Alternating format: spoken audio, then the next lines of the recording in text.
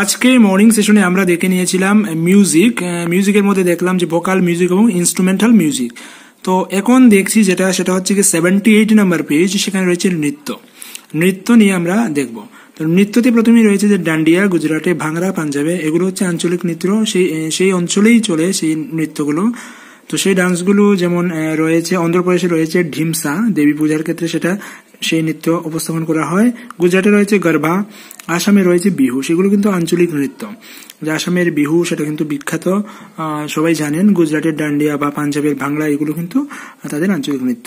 তো নৃত্য হতে পারে সোলো বা একক নৃত্য, ডুয়েট হতে পারে, দ্বৈত নৃত্য বা গ্রুপ ডান্স হতে পারে, দলগত নৃত্য হতে পারে।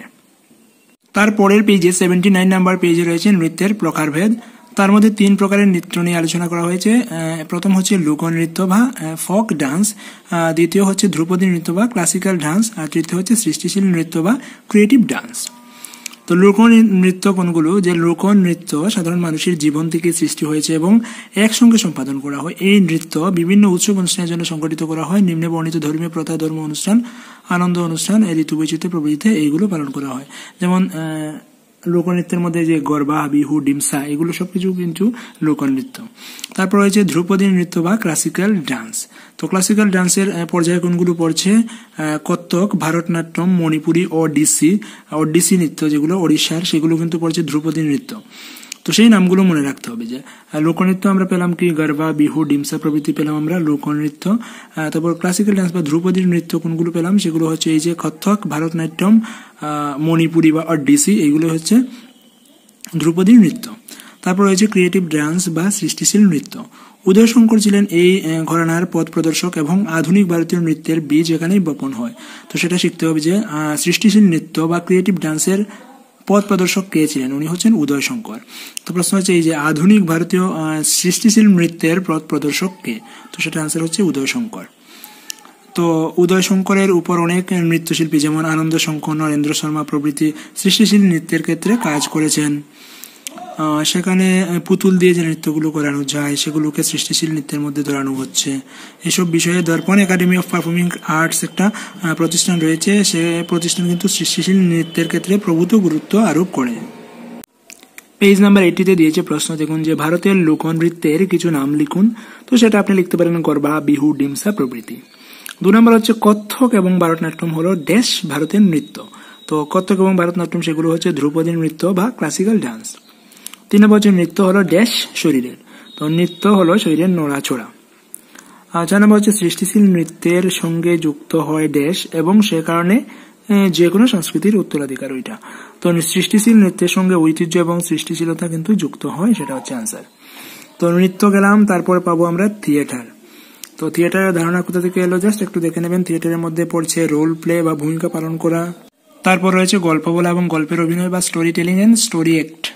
তো এই বিষয়গুলো একটু দেখবেন। যদিও এই যে গল্প বলা বা রোল প্লে, নাট্যাংশ সম্বন্ধে কিন্তু 509 ডিসকাশন করা আছে, যদি প্রয়োজন পড়ে 509 ভিডিওগুলো দেখে নেবেন। তারপর পেলাম হচ্ছে লুক থিয়েটার বা ফোক থিয়েটার।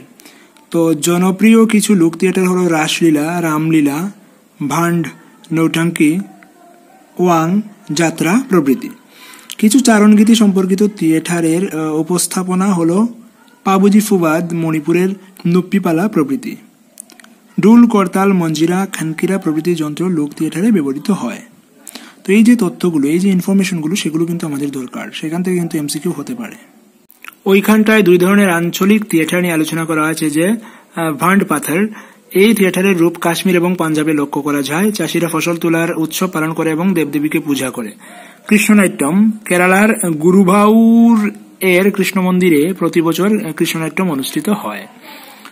তারপর কিছু থিয়েটারের রূপ নিম্নে দেওয়া আছে। যে সোয়াং, সেগুলা হরিয়ানা এবং পাঞ্জাবে সোয়াং করা হয়। নৌটাঙ্কি উত্তর ভারতে চলে। রাসলীলা উত্তরপ্রদেশ।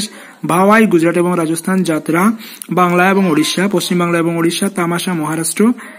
ইয়াকশাগনা কর্ণাটক। এগুলো হচ্ছে এইসব অঞ্চলের থিয়েটারের কিছু রূপ।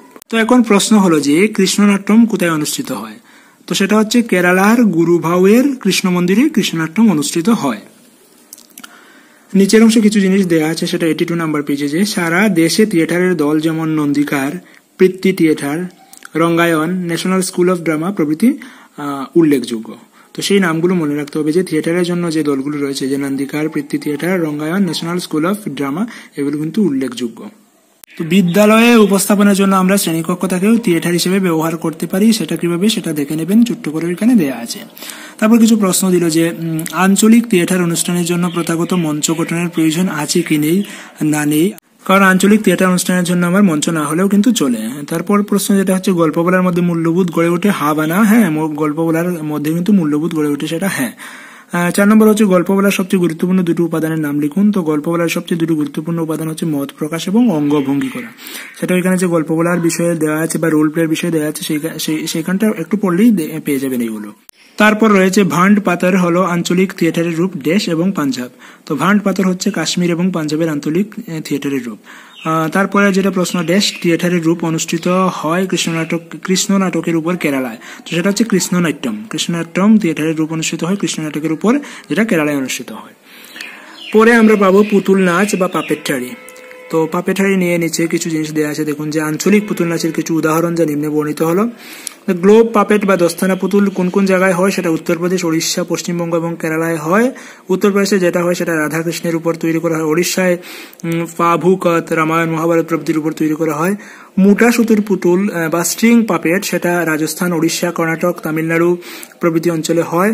রং পুতুল বা ছায়া পুতুল, শ্যাডো পাপেট, সেটা পশ্চিমবঙ্গ, ওড়িশা, কেরালা, কর্ণাটক, মহারাষ্ট্র, তামিলনাড়ু প্রভৃতি অঞ্চলে হয়। তো এই ইনফরমেশনগুলো একটু জেনে রাখতে হবে, কারণ এখান থেকে প্রশ্ন যে কোনো হতে পারে। পরবর্তী যখন আমি প্রশ্ন নিয়ে আলোচনা করবো সেখানে কিন্তু ওইগুলো নিয়ে অবশ্যই আলোচনা করবো। 85 নম্বর পেজে প্রশ্ন রয়েছে যে 3 ধরনের পুতুলের নাম লিখুন। তো সেটা আনসার হচ্ছে দস্তানা পুতুল, ছায়া পুতুল এবং মোটা সুতুর পুতুল। পরের প্রশ্ন, পুতুল নাচের সাধারণ বৈশিষ্ট্যগুলি কি কি? তো পুতুল নাচের সাধারণ বৈশিষ্ট্যগুলো হচ্ছে পৌরাণিক সাহিত্য, মহাকাব্য, নীতি গল্প, স্থানীয় পুরাণ কথা ইত্যাদি। পরের যেটা প্রশ্ন, যে পুতুল নাচ শারীরিক এবং মানসিক প্রতিবন্ধীদের ক্ষেত্রে সফলভাবে ব্যবহার করা যায়, সত্য বা মিথ্যা? সেটা সত্য। 4 নম্বর, পুতুল নাচ হলো সব থেকে চিত্তাকর্ষক এবং ড্যাশ ভাব প্রকাশের মাধ্যম। তো পুতুল নাচ হলো সব থেকে চিত্তাকর্ষক এবং আকর্ষণীয় ভাব প্রকাশের মাধ্যম। পরে যেটা প্রশ্ন, যে পুতুল নাচ শারীরিক এবং মানসিক প্রতিবন্ধীদের জন্য সফলভাবে ব্যবহার করা যায়, প্রশ্নটা দুবার দিয়ে দিয়েছি, সত্য বা মিথ্যা? সেটা সত্য। তারপর আমরা যেটা প্রশ্ন পেলাম সেটা প্রশ্ন দেওয়া আছে এখানে, দেখুন যে প্রাথমিক স্তরে আঞ্চলিক ললিতকলা রূপের যেমন সঙ্গীত, নৃত্য, থিয়েটার এবং পুতুল নাচের তাৎপর্য লিখুন। অর্থাৎ প্রাথমিক শিক্ষার স্তরে আঞ্চলিক ললিতকলা যেমন সঙ্গীত, নৃত্য, থিয়েটার এবং পুতুল নাচ সম্বন্ধে ব্যাখ্যা করা বা এগুলো আলোচনা করা বা এগুলো অনুষ্ঠান করা কেন প্রয়োজন, তার তাৎপর্য কি? তো সেটার আনসার কিন্তু 85 নাম্বার পেজে রয়েছে। 85 এই যে ওইখান থেকে 5টা পয়েন্ট রয়েছে এবং 86 আরো 6টা পয়েন্ট, টোটাল 11টা পয়েন্ট দিয়ে দিয়েছে এবং সুন্দর একটা আনসার হয়ে গেল, সেটা অবশ্যই দেখবেন। তারপর যেটা 86 নাম্বার পেজে প্রশ্ন লিখবেন, প্রশ্নটা হচ্ছে এইভাবে যে প্রকাশ্যে অনুষ্ঠিত ললিতকলা শিল্পের কোনো অনুষ্ঠান পরিকল্পনা করার সময় যে বিষয়গুলি বিবেচনা করা দরকার তা বর্ণনা করুন। প্রশ্নটা আমি আবার বলছি, প্রকাশ্যে অনুষ্ঠিত ললিতকলা শিল্পের কোনো অনুষ্ঠান পরিকল্পনা করার সময় যে বিষয়গুলি বিবেচনা করা দরকার তা বর্ণনা করুন। তো সেটা আনসার এই যে পরিকল্পনা থেকে শুরু হয়েছে 86 নাম্বার পেজ থেকে, পরিকল্পনা থেকে শুরু করে পয়েন্ট দিয়ে দিয়েছে, সেটা দেখে নেবেন। যেটা 87 নাম্বার পেজ অবধি কিন্তু কন্টিনিউ হয়ে গেছে। এই যে 87 নাম্বার পেজে 10 নাম্বার পয়েন্ট পর্যন্ত আছে, এতটুকু দেখে নিলে চলবে। 89 এবং 90 নাম্বার পেজে কিছু সতর্কতা দিয়েছে, কিছু উপদেশ দিয়েছে যে উপস্থাপনের জন্য কিছু সাহায্য, মানে উপস্থাপন করতে গেলে আপনাকে কি কি করতে হবে সে সম্বন্ধে বুঝিয়ে দিয়েছে। যে আগে থেকে স্ক্রিপ্ট রেডি করে রাখতে হবে, রিহার্সেল করতে হবে, যে জিনিসটা ইউজ করবেন সেটা যাতে মজবুত হয়, সেটা যাতে ভেঙে না যায়, এইসব বিষয়গুলো। যেমন লেখা আছে যে পুতুল এবং অন্যান্য সরঞ্জাম মজবুত এবং সহজে যাতে ব্যবহার করা যায়। যদি আপনার মিউজিক প্রয়োজন পড়ে আগে থেকে সিডিগুলো তৈরি করে রাখবেন, এমন সব ব্যাপার রয়েছে। এগুলো জাস্ট আপনি পড়ে দেখবেন, হ্যাঁ পড়ে দেখলে হয়ে যাবে। 91 নাম্বার পেজে প্রশ্ন রয়েছে যে অনুষ্ঠানের পরিকল্পনা করার সময় যে বিষয়গুলি মনে রাখতে হবে তার 3টি পয়েন্ট উল্লেখ করুন। যেটা কিন্তু 86 নাম্বার পেজে আমরা যে 10টা পয়েন্ট দেখলাম সেখান থেকে 3টা লিখলেই হবে, সেটা 86 নাম্বার পেজে রয়েছে। তারপর যেটা প্রশ্ন, যে পুতুল হওয়া উচিত ড্যাশ যাতে সহজেই ব্যবহার করা যায়। তো পুতুল হওয়া উচিত মজবুত যাতে সহজেই ব্যবহার করা যায়। পরে যেটা প্রশ্ন, যে মঞ্চের উচ্চতা এমন হওয়া উচিত যাতে অংশগ্রহণকারী এবং দর্শকের যোগসূত্র স্থাপিত হয়, সেটা হচ্ছে চোখ। মঞ্চের উচ্চতা এমন হওয়া উচিত যাতে অংশগ্রহণকারী এবং দর্শকের চোখের সংযোগ স্থাপিত হয়। তারপর দুটো ম্যাচিং দেয়া আছে এ এবং বি। বাম দিকের সাথে ডান দিকের ম্যাচ আমি করে দিচ্ছি, যে মজবুত যেটা সেটার সঙ্গে ম্যাচ করবেন অন্যান্য সরঞ্জাম, পোশাক, দৃশ্যপট। স্বেচ্ছাসেবক, সেটার সাথে ম্যাচ হবে শিক্ষক এবং শিক্ষার্থী। পোশাক পরিচ্ছদ মহড়া, সেটা ম্যাচ হবে অনুষ্ঠানের একদিন পূর্বে। তহবিল, তার সাথে ম্যাচ হবে লভ্যতা এবং বিলি ব্যবস্থা। স্থান বা জায়গা, সেটার সাথে ম্যাচ হবে মহড়া এবং উপস্থাপনের জন্য। পুতুল নাচ, তার সাথে হবে অন্যান্য সরঞ্জাম প্রতীকী। তো এই যে 89 এবং 90 নাম্বার পেজে যেগুলো ইনফরমেশন দেওয়া আছে, যে কিছু সাহায্য বলে কিছু টিপস যেগুলো দিল, সেগুলো পড়লে কিন্তু এটার অ্যান্সার আমরা অনায়াসে পেয়ে যাব। তারপর সকল ললিত কলা রূপের একীকরণ, এই এককে আমরা 4টি আঞ্চলিক ললিত কলা অর্থাৎ সঙ্গীত, নৃত্য, থিয়েটার এবং পুতুল নাচ একীভূত করে উপস্থাপন করব। যেমন একটি গল্প, একটি তুথা পাখি এবং লাল পরী, সেটাকে কিভাবে গল্পের মাধ্যমে, কিভাবে নৃত্যের মাধ্যমে, কিভাবে থিয়েটারের মাধ্যমে বা পুতুল নাচের মাধ্যমে কিভাবে উপস্থাপন করা যায় সেটা কিন্তু বুঝিয়ে দিয়েছে, সেটা একটু দেখে নেবেন। তো প্রশ্ন হচ্ছে যে 4টি আঞ্চলিক ললিত কলা কি কি, বা ললিত কলা কয় প্রকার, আঞ্চলিক ললিত কলা কত প্রকার? তো সেটা হবে 4 প্রকার: সঙ্গীত, নৃত্য, থিয়েটার এবং পুতুল নাচ। তো এরই সাথে অধ্যায়টা শেষ হয়ে গেল। কোর্সে 508 ব্লক 1 এর ইউনিট নাম্বার 3 কমপ্লিট হয়ে গেল।